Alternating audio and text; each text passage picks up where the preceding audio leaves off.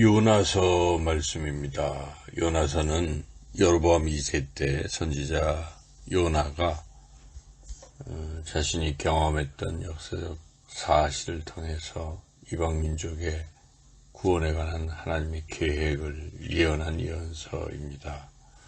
당시 아수르는 북이스라엘을 괴롭혔던 나라이기 때문에 요나는 아수르에 대한 감정이 별로 아주 좋지 않은 그런 상황이었습니다. 또 마침 아수르가 국력이 점점 약해져 가고 있었기 때문에 그 틈을 노려서 여로보암 2세는 북이스라엘의 영토를 가장 넓게 확장했던 그런 시기였죠. 그래서 이스라엘 백성들은 다 아수르를 원수로 생각하는 그런 때였죠.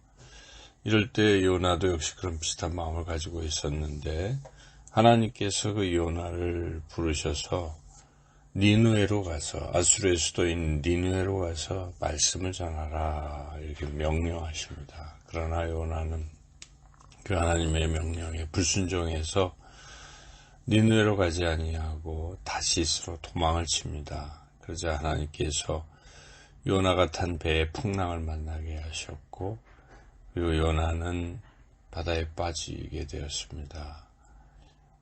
그렇지만 하나님께서는 그 요나를 건지실 계획을 미리 세워두셨습니다. 그래서 물고기를 준비하셨고 요나가 바다에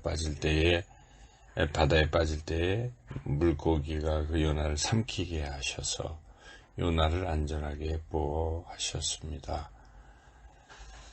이 말씀을 우리가 생각해볼 때 1장의 말씀을 생각할 때 요나는 왜 불순종했는가? 그러니까 자신의 신념 때문이죠. 아수르에 대한 미움 때문이죠. 자신의 경험 때문에 불순종하게 되었습니다. 그래서 우리가 불순종하는 순간은 결국 하나님의 뜻과 자신의 경험, 또 자신의 지식, 자신의 어떤 이익이 맞지 않을 때입니다. 그럴 때 자신의 뜻, 고집, 편견을 주장하게 되면 불순종하게 되는 것이죠. 그래서 그런 순간에 우리 자신의 뜻을 내려놓을 수 있는, 고집을 내려놓을 수 있는, 편견을 내려놓을 수 있는 그런 마음이 되어야 됩니다. 그런 사람만이 순종의 길, 또한 영적 성장의 길로 나아갈 수 있을 것입니다. 하나님께서는 불순종하는 그 요나, 도피하는 요나에게 징계를 내리십니다. 풍랑을 통해서 바다에 빠지게 하셨죠. 우리도 어려움을 겪을 때 생각해 봐야 됩니다. 혹시 그럴 때 내가 이 어려움이 하나님 명령에 대한 불순종에서 비롯된 것은 아닌가, 하나님께서 주신 사명을 피해서 그런 것은 아닌가를 꼭 점검해 봐야 할 것입니다. 하나님께서는 요나를 징계하시는 중에도 물고기를 준비하셔서 구원의 길을 열어두십니다. 그래서 하나님의 징계는 결코 멸망을 겨냥한 것이 아닙니다. 우리가 회개할 수 있도록 길을 열어주시는 것입니다. 그래서 우리는 어려움에 우리가 닥칠 때 반드시 하나님께서 피할 길을 예비해 두실 것이라는 믿음을 가지고 그 가운데서 돌이켜야 할 것이, 죄에서 돌이켜야 될 것입니다. 물론 가능하다면 항상 순종의 길을 걸어서 징계를 받지 않는 게 좋을 것입니다. 그러나 혹시 불순종해서 징계를 받게 된다면 먼저 그 징계가 완전한 파멸을 가져오는 것이 아님에 감사하고, 그리고 불순종했던 부분을 회개하고 속히 순종의 길로 나아가야 할 것입니다. 이제 요나서 2장을 보면 요나는 그 물고기 뱃속에서 하나님께 기도를 드리는데 그 기도의 내용이 나오고 있습니다. 징계를 받는 중에, 그러니까 하나님이 징계를 통해 다시 건져주시는 그 길목에 서 있을 때 우리는, 그러나 아직 그 징계가 완전히 끝나지 않는 상황에 놓여 있을 때, 마치 요나가 바닷물에 빠져 죽지는 않았지만 물고기 뱃속에 들어가 있었지만 그러나 여전히 물고기 뱃속에 있었다는 이런 것도 일종의 위기죠. 이런 상황에서 어떻게 되는가? 요나는 기도했습니다. 우리도 인생의 위기 가운데 벗어나는 길은 기도입니다. 그리고 이제 요나가 어떤 기도를 드렸는가를 통해서 우리도 인생의 위기 중에 어떤 기도를 드려야 될지를 더 배울 수 있습니다. 첫째는 요나는 위기 중에도 이제는 다시 하나님을 바라보겠습니다 하는 결단의 기도를 드렸다는 것입니다. 우리가 위기 중에도 다시 하나님을 바라보는 것이 참 중요합니다. 주님을 바라볼 때 우리는 하나님의 도우심을 경험하게 될 것입니다.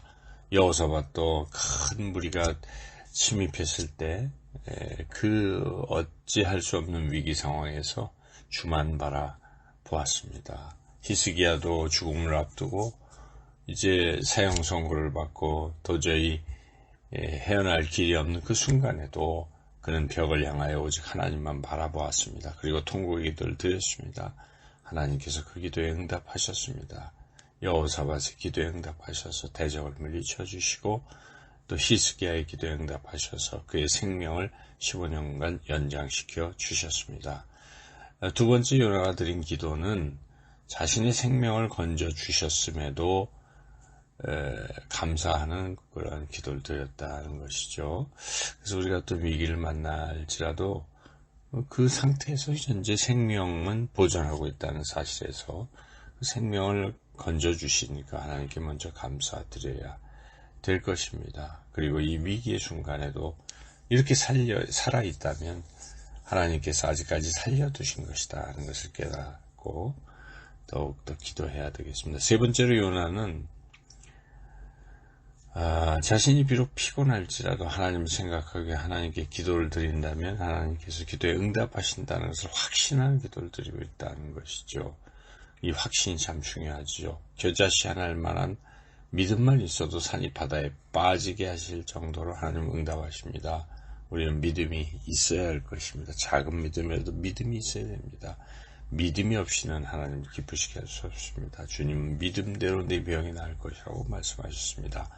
네 번째로 요나는 하나님께 감사의 제사를 드리며 소원을 갖겠다고 약속하는 기도를 드리죠.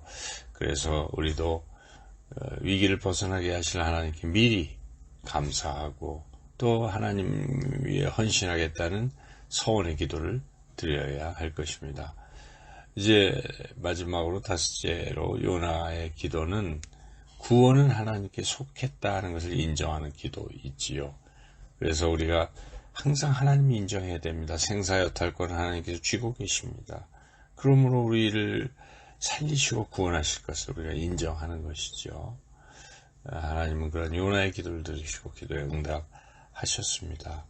드디어 요나가 이제 땅으로 물고기 뱃속에서 토해냄으로 다시 이제 땅 위에 살게 되었죠. 그래서 요나는 하나님께서 그런 요나에게 다시 사명을 주십니다. 니느웨로 가서 회개를 촉구하라. 그래서 요나는 일어났습니다. 말씀대로 일어나서 니느웨를 향해 갔습니다. 그리고 가서 외칩니다. 그 외침의 소리를 듣고 니느웨 사람들이 회개합니다. 금식을 선포하고 모두가 굵은 베옷을 입고 회개의 기도를 드립니다. 그때 하나님께서 그들의 기도를 들으시고 진노를 그치셔서 그들이 멸망하지 않게 될 것이라고 말씀하십니다. 재앙을 내리지 아니하셨습니다. 악에서 돌이켜 떠난 것을 보시고 재앙을 내리지 아니하셨습니다. 그래서 하나님은 누구라도 진정으로 회개한다면 용서해 주시는 그러한 분이십니다. 니느웨 사람들일지라도 그들이 진정으로 회개했을 때 하나님이 그들을 죄를 용서하시고 받아주셨다는 사실이죠.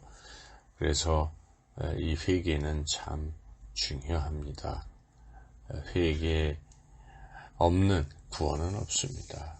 회개할 때 그리고 예수 그리스도를 믿을 때에 예수님의 십자가의 보혈로 우리의 죄가 사해지고 구원의 길이 우리에게 열리게 될 것입니다. 이제 마지막 요나서 4장은 좀 특별한 내용이 들어 있습니다. 요나가 하나님께 기도를 하고 또 하나님의 사명을 받고 니느웨를 향해서 회개하라고 그렇게 선포했지만 마음속에서는 그 니느웨 백성에 대한 그 분노가 여전히 있었던 것이죠.